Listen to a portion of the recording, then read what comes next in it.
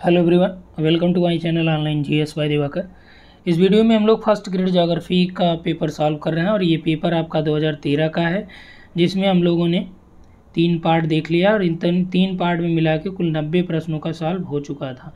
और ये last part है जिसमें 90 से यानी 91 से लेके 120 प्रश्न हम लोग देखेंगे और इस 120 में पूरी आपकी ज्योग्राफी जो है कंप्लीट हो जाएगी। तो इसमें हम लोग डिटेल्ड में देख रहे हैं प्रश्न। तो लास्ट क्वेश्चन आप पिछले वीडियो में जो देखे थे कि भूदृश्य आकारिकी की जो संकल्पना किसके द्वारा दी गई, तो हार्टसोन, कालसावर, हटिंगटन और हम्बोल्ट आपके पास विकल्प में थे। जो राइट आंसर यहाँ पे आपका था वो था कालसावर। तो कालसावर महोदय ने लैंडस्केप की बात की थी और साथ ही साथ इन्हें कल्चरल ज्योग्राफी के अंतर्गत इनका महत्वपूर्ण योगदान के लिए भी इनको जाना जाता है। तो 90 प्रश्न हम लोग देखे थे, तो इस वीडियो में 91 से लेकर 120 देखेंगे। तो इस वीडियो को शुरुआत करने से पहले आप यहाँ पे जान लीजिए कि आपके लिए कोर्सेज यहाँ पे अवेलेबल हैं। यदि आप इंटरेस्टेड हैं तो इस नंबर पे व्हाट्सअप कर सकते हैं, जो नंबर है 8318011238 पर। यहाँ पे आपको ज्योग्राफी की टेस्ट सीरीज़ भी अवेलेबल है फर्स्ट ग्रेड की, जो टॉपिक वाइज हम लोग देख रहे हैं। साथ ही साथ यहाँ पे आपको नेट जेआरएफ का भी कोर्सेज अवेलेबल है। टीजीटी पीजीटी जो यूपी में आने वाली उसका भी यहाँ पे कोर्स अवेलेबल है। और यहाँ पे हम लोग बात कर लेते हैं किस तरह से कोर्स आपको यहाँ पे चल रहा है। तो यहाँ पे देखिए फर्स्ट ग्रेड का इस तरह से आपका रिन्यू होगा। अभी देखिए यहाँ पे आप लोगों के लिए गुड न्यूज़ ये भी है कि अभी आपका हायर का रिजल्ट आया है यूपी में। तो इसमें जो टेस्ट बैच के मेंबर हैं यहाँ पे आप देख सकते हैं, फर्स्ट रैंक जो है आपके ही चैनल के जो पेड बैच के मेंबर रही हैं डॉक्टर पल्लवी जी, उन्होंने यहाँ पे फर्स्ट रैंक पाया है। तो इस तरह से टोटल लगभग 6 से 7 सिलेक्शन हुए हैं टोटल, जो जिसमें लगभग 80 के आसपास लोग उसमें शामिल थे। इसमें देखिए हम लोग फर्स्ट ग्रेड की बात कर लें, इसी तरह से आपका नेट में भी लगभग 18 लोगों का नेट था, जिसमें 42 का बैच था टोटल स्टूडेंट का, जिसमें 9 का जेआरएफ और 18 का नेट था। तो टोटल वो आप लोगों को ग्रुप में प्रोवाइड भी कराए गए थे विद प्रूफ। यहाँ पर देखिए फर्स्ट ग्रेड का जो बैच हम लोग बात कर रहे हैं, तो इसमें देखिए सबसे पहले आपको यहाँ पे टॉपिक का जो टॉपिक हम लोग बात करते हैं उसका आपको वीडियो पीडीएफ प्रोवाइड कराया जाता है। उसके बाद 9 बजे आपका यहाँ पे देखिए टेस्ट मिल जाता है। जैसे हमने अब यहाँ पे आपको दिखा दे रहे हैं किन किन टॉपिक को हम लोगों ने डिस्कस कर लिया है। तो यहाँ पे देखिए प्लेट विवर्तनिकी का हो गया, भूकंप वगैरह का भी हो चुका है।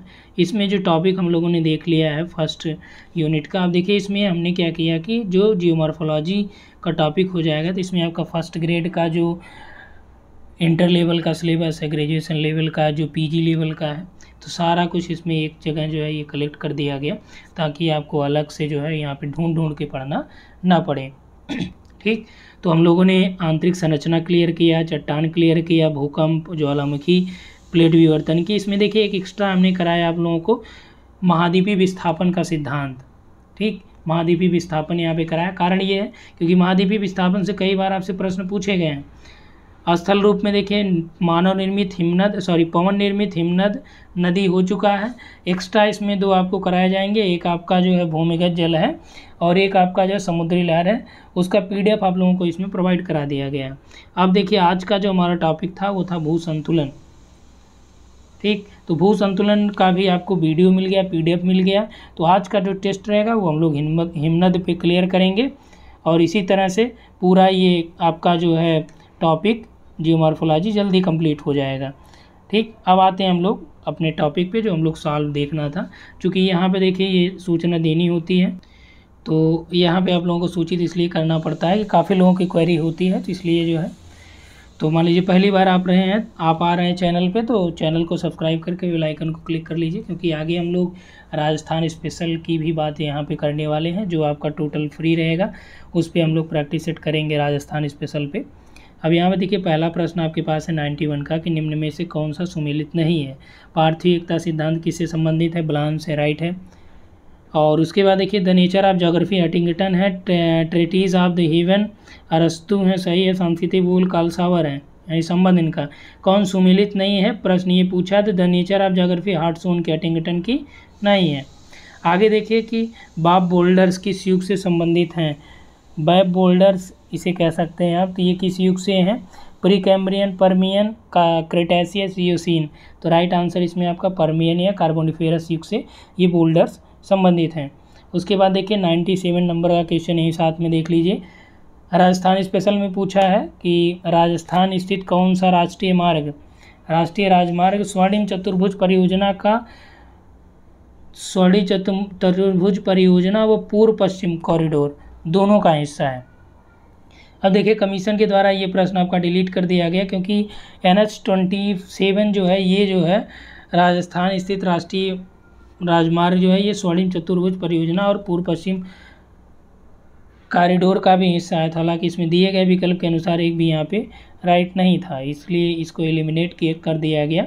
अब जब आप राजस्थान स्पेशल देखेंगे उसमें हम लोग पूरा कंप्लीट जो है एक एक राजमार्गों के बारे में वहाँ पे देखेंगे।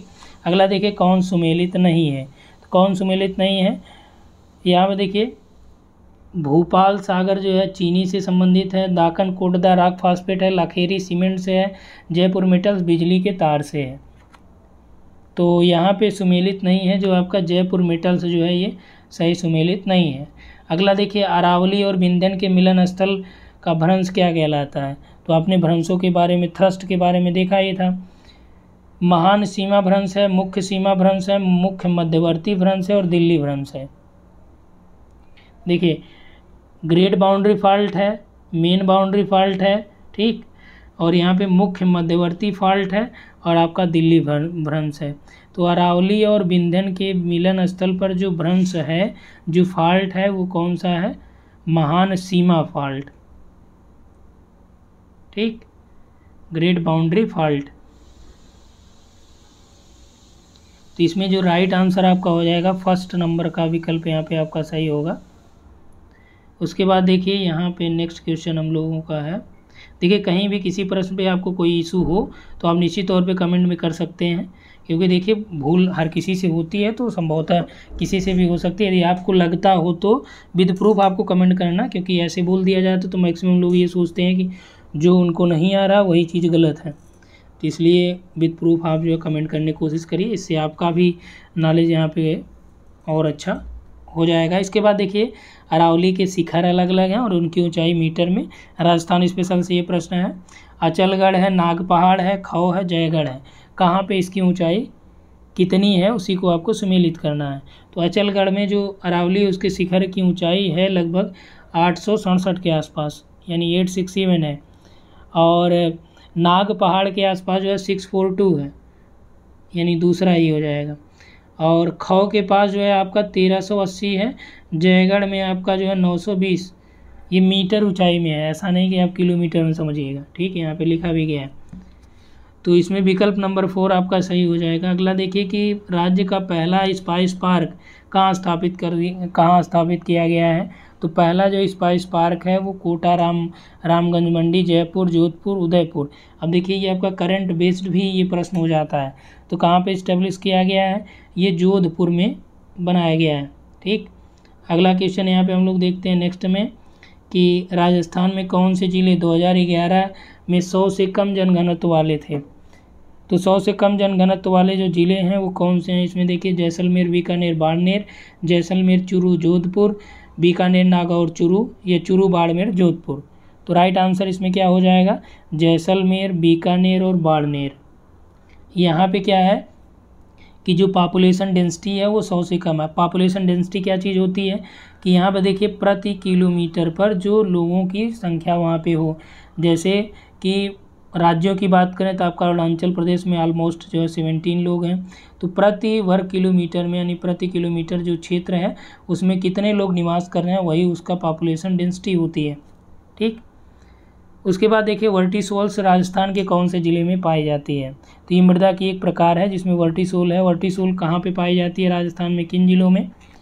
तो झलवाड़, बारा है, जयपुर, दौसा है, नागौर, पाली है, गंगानगर, हनुमानगढ़ है। तो इसमें राइट आंसर आपका झलवाड़ा, बारा हो जाएगा। यहाँ पे जो है ये वर्टिसोल्स जो है पाई जाती हैं। अकलवुड फॉसिल पार्क किस जिले में स्थित है। तो ये जैसलमेर है, जोधपुर है, पौली है, जालौर है। तो ये जो फॉसिल पार्क है ये जैसलमेर में है। उसके बाद देखिए यहाँ पे 2001 से 2011 के मध्य न्यूनतम व अधिकतम प्रतिशत जनसंख्या वाले ज़िले कौन से हैं। तो ये राजस्थान स्पेशल हो गया, यानी कि आपको क्या करना है, राजस्थान की पॉपुलेशन भी पढ़नी है, ठीक। वहाँ के मिट्टियों को पढ़ना है, वहाँ के पार्क्स को पढ़ना है, यानी कि वहाँ के राष्ट्रीय पार्क हो गए, वन अभयारण्य को भी यहाँ पे देखना है। उसके बाद यहाँ पे आपका 2001 से 2011 के मध्य न्यूनतम व अधिकतम प्रतिशत जनसंख्या वृद्धि की बात कर रहा है। तो कौन से ज़िले हैं, तो ज़िले देखिए डूंगरपुर, जयपुर, हनुमानगढ़, दौसा है, बांसवाड़ा, कोटा है और आपका गंगानगर, बाड़मेर है। तो इसमें जो राइट आंसर हो जाएगा मैक्सिमम और मिनिमम वाले, ये आपका देखिए न्यूनतम और अधिकतम गंगानगर और बाड़मेर वाले ज़िले हैं। ठीक, चलिए नेक्स्ट में हम लोग आ जाते हैं। नेक्स्ट में आपका है कि निम्नलिखित में से कौन सा जिला राजस्थान में मैग्नीज उत्पाद के लिए प्रसिद्ध है, उत्पादक के लिए। तो मैग्नीज उत्पादन में जो नंबर 1 पे आपका जोधपुर, बांसवाड़ा, सिरोही, राजसमंद जो इसमें प्रमुख है, ये आपका बांसवाड़ा में मैग्नीज का प्रोडक्शन हो रहा है बड़े स्तर पे। चलिए नेक्स्ट हम लोग देखते हैं कि राजस्थान में कृषि जलवायु प्रदेशों की संख्या कितनी है। 5 है, 7 है, 10 है, 13 है। तो यहाँ पे देखिए कृषि जलवायु प्रदेश की जो संख्या है, ये यदि आप राजस्थान के गवर्नमेंट साइट पे जाएंगे तो वहाँ पे आपको ये आपका 10 मिलेगा। ठीक, जो जोन है इसका अलग अलग जोन जो है, एरिड वेस्टर्न प्लेन है, इरिगेशन नॉर्थ वेस्टर्न प्लेन है, हाइपर एरिड है, इंटरनल ड्रेनेज है, ट्रांजिशनल प्लेन है यानी लूनी वाला जो बेसिन है। ठीक, फ्लड प्रोन एरिया है, यानी टोटल लगभग 10 इसमें है जो कृषि जलवायु प्रदेशों की संख्या है। हालांकि इसको भी डिलीट कर दिया गया था आयोग के द्वारा, लेकिन इसमें जो राइट आंसर आपका होगा ये 10 होना चाहिए। ठीक, ये देखिए राजस्थान की आप साइट खोलेंगे, rajasthan.gov.in एग्रीकल्चर की साइट है वो। तो कृषि जलवायु क्षेत्र जो जोन है, क्षेत्र हैं।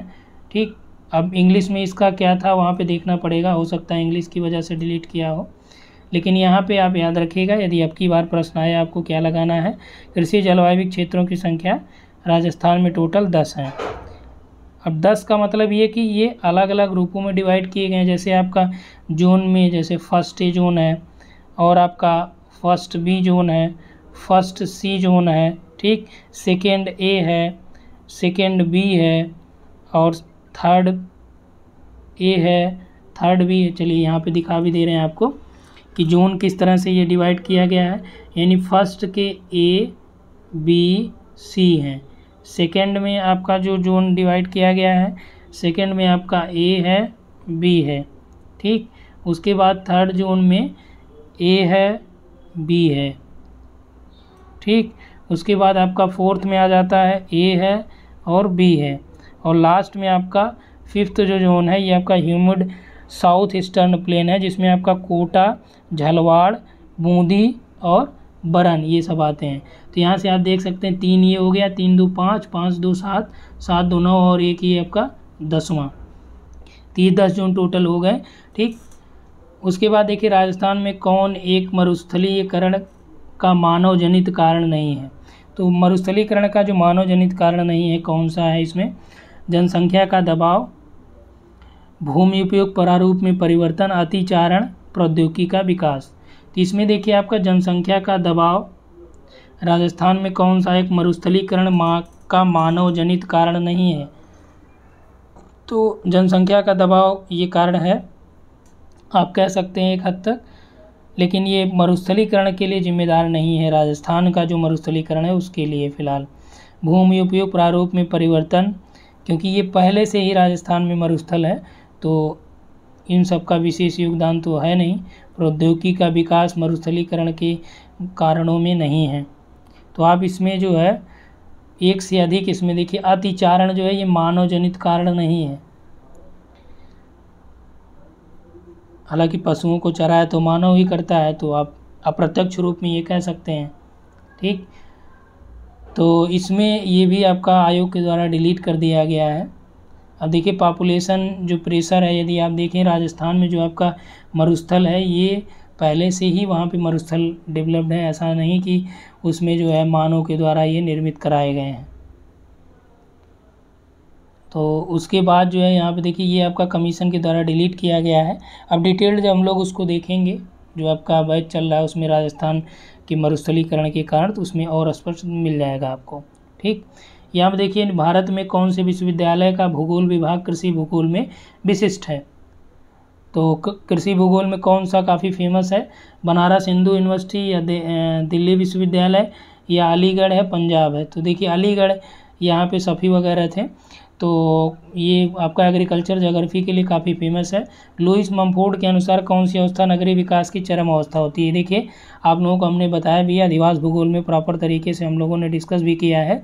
तो मेट्रोपोलिस है, नेक्रोपोलिस है, यूपोलिस है और आपका मेगालोपोलिस है। तो जो चरम अवस्था है ये आपका नेक्रोपोलिस आती है। उसके बाद देखिए जगतपुरा, आनंदपुरा व भुकिया किसके लिए प्रसिद्ध हैं। जगतपुरा, आनंदपुरा, जगपुरा, आनंदपुरा और भुकिया ये आपका प्रसिद्ध है सोना भंडार के लिए। लोहस का शीशा जस्ता यहाँ सोना है, तो ये राइट हो जाएगा। अगला देखिए वेबर के औद्योगिक सिद्धांत में संयंत्र स्थिति के लिए किस लागत को सबसे अधिक शक्तिशाली माना गया है। तो हमने पहले भी बताया था वेबर ने किस लागत को फोकस्ड किया था, कच्चा माल लागत, श्रम लागत, बाजार लागत या परिवहन लागत। तो जो इनका पूरा बेस्ड है किस पे है वेबर का सिद्धांत, वो परिवहन लागत पे ही बेस्ड है। ठीक, राजस्थान के निम्न जिलों में कौन से जिले गंग नहर से सिंचाई कहाँ पे होती है, यानी किस जिलों में गंग नहर से सिंचाई होती है। तो गंग नहर से सिंचाई नागौर है, चुरू है, जोधपुर है, श्रीगंगानगर। तो गंग नहर से श्रीगंगानगर में ये सिंचाई होती है। उपोष्ण वायुदाब पेटी में वायु की गति कैसी होती है। तो उपोष्ण वायुदाब पेटी में वायु की गति क्षैतिज होती है, अनिश्चित होती है, आरोही है या अवरोही है। तो उपोष्ण वाले क्षेत्र में जो वायु की गति होती कैसी होती है, अवरोही होती है। ठीक, और जैसलमेर के निकटवर्ती क्षेत्र की शैलें क्या हैं, यानी जो जैसलमेर के निकटवर्ती जो चट्टानें पाई जाती हैं किस प्रकार की चट्टानें हैं। मलानी अग्नेय, राइलो समूह की हैं, जुरैसिक बालू का पत्थर या अजबगढ़ समूह की हैं। तो किस प्रकार की चट्टानें, तो जुरैसिक बालू का पत्थर की प्रकार की हैं जैसलमेर के निकटवर्ती क्षेत्रों की जो चट्टानें हैं। अगला देखिए वह जनसंख्या जिससे अधिकतम उत्पादन संभव हो अनुकूलतम जनसंख्या कहा जाता है। तो अनुकूलतम जनसंख्या का जो विचार है यह किसने दिया था, या स्टेटमेंट यह किसके द्वारा दिया गया था। माल्थस ने, बोग ने, रॉबिन्सन ने, ब्लैकर ने, किसने दिया, तो ये रॉबिन्सन महोदय ने दिया है। निम्नलिखित में से कौन सा एक प्राचीन नगर नहीं है। अब देखिए ये भी हमने आप लोगों को कराया है नगरों के बारे में। अधिवास भूगोल जो आप उठाएंगे, जो आप लोगों का पेड बैच में नेट बैच में कराया गया है और फर्स्ट ग्रेड में भी आगे आपका सिलेबस में है, तो कराया जाएगा कि कौन सा एक प्राचीन नगर नहीं है। अब देखिए यूपी पीजीटी में एक बार पिछली बार आपका प्रश्न ये पूछा गया था कि कौन सा नगर जो है नगरों प्रथम नगरीकृत यानी प्रथम ग्रामीण नगरीय सभ्यता का द्योतक है, या पहली बार कहाँ पे पाई गई थी। ठीक, तो मेसोपोटामिया में जो उर वगैरह नगर देखे गए तो वहाँ पे ये देखा गया था। इसमें देखिए आपका दिया है कि कौन सा एक प्राचीन नगर नहीं है। एथेंस है, बेबीलोन है, कोसाम्बी है और वियना है। तो कौन सा नहीं है इसमें आपका वियना जो है ये आपका आधुनिक नगर के अंतर्गत शामिल किया जाता है।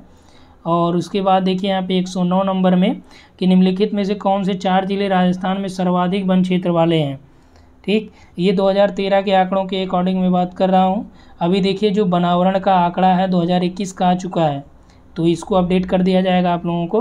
तो किस जिले में राजस्थान में सर्वाधिक वन क्षेत्र पाए जाते हैं, तो यहाँ पे आपका उदयपुर, अलवर, बांसवाड़ा, प्रतापगढ़ और उदयपुर, बारां, करौली, चित्तौड़गढ़, बूंदी, सिरोही, प्रतापगढ़, सिरोही, कोटा, बूंदी, अलवर। अब देखिए सबका अलग अलग है, इसको भी कमीशन ने हटा दिया था। तो हम लोग जो आपका अलग से बैच चल रहा है उसमें इसका पूरा कंप्लीट जो है वीडियो देखेंगे और उसमें हम लोग सभी का अलग अलग, जैसे उदयपुर में कितना है परसेंटेज, जो कितना एरिया जो है वन क्षेत्र का है, तो सारी चीज़ों पे वहाँ पे हम लोग बात करेंगे। चूँकि इसमें सीरियल से है नहीं और आंकड़े पुराने हैं तो इसलिए बताने का कोई मतलब नहीं हो जाता है। तो इसको आप क्या करिए, इसको हम लोग नेक्स्ट वाले में जितने भी एलिमिनेट किए गए हैं उसका एक अलग से आपको वीडियो मिल जाएगा। इसमें क्या करेंगे कि जो करंट का डेटा है, अभी जो अलग अलग डेटा आ चुके हैं, जैसे आर्थिकी का भी डेटा आ गया, आर्थिक सर्वे से आप ले सकते हैं। ठीक, तो जो बनावरण का डेटा है उससे इसको क्या किया जाएगा, अपडेट कर दिया जाएगा। नगरीकरण का डेटा भी आ चुका है, वर्ल्ड लेवल का भी और इंडिया का भी है, तो उसको भी उससे हम लोग अपडेट कर देंगे। ठीक, आगे देखिए निम्न में से कौन सा नगर प्रभाव क्षेत्र से संबंधित नहीं है। अब देखिए नगर का प्रभाव क्षेत्र ये भी आपको कराया गया है, जो नेट बैच में है वो देख सकते हैं इसको कि कौन सा नगर प्रभाव क्षेत्र से संबंधित नहीं है। अमलैंड है, प्राथमिक नगर है, नगर प्रदेश है, नगर पृष्ठ प्रदेश है, तो देखिए अम्लैंड जो है क्या है, नगर प्रभाव क्षेत्र से रिलेटेड है, नगर प्रदेश भी है, नगर पृष्ठ भी है। प्राइमरी सिटी या प्राथमिक शहर आप कह सकते हैं, प्राइमेट सिटी, ये आपका जो है इससे रिलेटेड नहीं है। सीमाओं का आनुवांशिक वर्गीकरण किसने किया है? हार्टसोन है, प्रेस्कॉट है, कार्लसन है, मूडी है। तो सीमाओं का जो आनुवांशिक वर्गीकरण है ये हार्टसोन महोदय के द्वारा किया गया है। और अगला देखिए, वानथ्यूनेन के अनुसार किस खंड में शीघ्र नष्ट होने वाली उपजों को उगाया जाता है? तो वानथ्यूनेन ने क्या दिया था? कृषि औस्थितिकी सिद्धांत दिया था। वानथ्यूनेन ने ये बताया कि इन्होंने अलग अलग मॉडल बताए और इन्होंने ये बताया कि सबसे नज़दीकी जो पेटी होगी उसमें जल्दी खराब होने वाली चीज़ों जैसे दूध हो गया, सब्जी हो गया, फल हो गया, उसको यहाँ पे उत्पादित किया जाएगा। तो यहाँ पे देखिए आपका खंड 1 है, 2 है, खंड 1 है, 3 है, 4 है और 5 है। तो यहाँ पे आपका जो राइट आंसर हो जाएगा खंड 1 हो जाएगा। इसी में पहली बार में ही उन्होंने ये बताया था। ठीक, उसके बाद देखिए यहाँ पे आपका 120 यहाँ पे देख लेते हैं, फिर इधर आते हैं। राजनीतिक भूगोल में संयुक्त क्षेत्र सिद्धांत का प्रतिपादन किसने किया था? तो ये आप कह सकते हैं कि जेलेन है, रेडजेल है, जोन्स है या हाउसहोफर है। तो फ्यूज्ड ग्रोथ थ्योरी जो है ये जोन्स महोदय ने जो है ये दिया था। तो ये आपका राइट आंसर हो जाएगा जोन्स का संयुक्त क्षेत्र सिद्धांत। ये भी आप लोगों को कराया भी गया है। अगला देखिए 110 में निम्न में से कौन सा वलन का एक प्रकार नहीं है? अब देखिए यही चीज़ मैं कहना चाह रहा था कि जो आपके सिलेबस में देखिए वलन नहीं है, वलन और भ्रंशन सिलेबस में नहीं दिया गया है, लेकिन यहाँ पे प्रश्न पूछा गया है। अब आप कमीशन में ये नहीं कह सकते हैं कि ये हमने पढ़ा नहीं या ये सिलेबस से बाहर दिया गया तो इसको मैं नहीं करूँगा। ठीक, लेकिन इसीलिए आपको एक्स्ट्रा चीज़ें कराई जाती हैं ताकि जो प्रीवियस ईयर में 1-2 टॉपिक से हट के प्रश्न पूछे जाते हैं तो उसको भी आप यहाँ पे कंप्लीट कर लें। निम्नलिखित में से कौन सा वलन का एक प्रकार नहीं? परिवलित वलन है, कटक है, एकनत है, समनत है। तो राइट आंसर इसमें क्या हो जाएगा? कटक जो है ये वलन का प्रकार नहीं है। ठीक, अगला देखिए, कौन सा एक युग्म सही रूप से सुमेलित नहीं है? ढाल पतन सिद्धांत डेविस का है, ढाल प्रतिस्थापन पेंक का है। देखिए ये आपका सिलेबस में दिया गया है। ढाल मूल्यांकन सिद्धांत किसका है? वुड का है। पहाड़ी ढाल चक्र सिद्धांत किसका है? ये यहाँ पे दिया है स्ट्रॉलर, तो ये स्ट्रॉलर का नहीं है। अब ये आप कमेंट करके बताएंगे पहाड़ी ढाल चक्र सिद्धांत किसका है। ठीक, तो ये जो नेट बैच में हैं उनको ये कंप्लीट कराया गया है जो ढाल सिद्धांत है। अभी फर्स्ट ग्रेड में भी आप लोगों का आगे जो है भू संचलन जो चल रहा है, भू संचलन के बाद भू संतुलन हम लोग देखेंगे और भू संतुलन के बाद फिर हम लोग आ जाएंगे ढाल प्रतिस्थापन पे, यानी स्लोप एनालिसिस पे, ढाल विश्लेषण सिद्धांतों पे आ जाएंगे। ठीक, तो ये आपका हो गया 2013 का कंप्लीट साल। ठीक, और जो 4 पार्ट आपको बनाए गए हैं इन चारों पार्ट का डिस्क्रिप्शन में लिंक जो है मिल जाएगा या कमेंट में देख लीजिएगा, वहाँ भी लिंक आपको प्रोवाइड करा देंगे, तो उसको आप देख लीजिएगा प्रॉपर। इसी तरह से आगे भी 2015 का और 18 का हम लोग सॉल्व करेंगे। ठीक, तो इस वीडियो में इतना ही। Thanks for watching. और यदि आप बैच से जुड़ना चाह रहे हैं तो इस नंबर पर व्हाट्सअप कर सकते हैं, क्योंकि वहाँ पे देखिए यदि आप अभी जुड़ते हैं तो प्रॉपर तरीके से आपका रिवीजन भी हो जाएगा और बाद में आप जुड़ेंगे तो वो आपका जो पीछे हो जाएगा काफ़ी, तो आपको वर्कलोड काफ़ी हो जाएगा। ठीक, और इससे क्या है कि आपका रीट में भी काफ़ी फ़ायदा होगा जो जुलाई में होने वाला है। फर्स्ट ग्रेड के एग्ज़ाम में भी फ़ायदा होगा ये, क्योंकि फर्स्ट ग्रेड के सिलेबस पे ही चल रहा है। और सेकेंड ग्रेड जो टीजीटी आपका है तो यहाँ से जो ज्योग्राफी पढ़ाई जाएगी पूरा आपका टीजीटी के सिलेबस में ज्योग्राफी शामिल है। ठीक, यानी कि एक कोर्स में शामिल होने से आपको 2 से 3 फ़ायदे हैं। और साथ ही साथ यहाँ पे नेट का भी बैच है, उसकी टेस्ट सीरीज भी है और आपका टीजीटी, पीजीटी, एलटी, जीआईसी का भी है, जिसमें भी आप इंटरेस्टेड हैं ज्वाइन कर सकते हैं। Thanks for watching.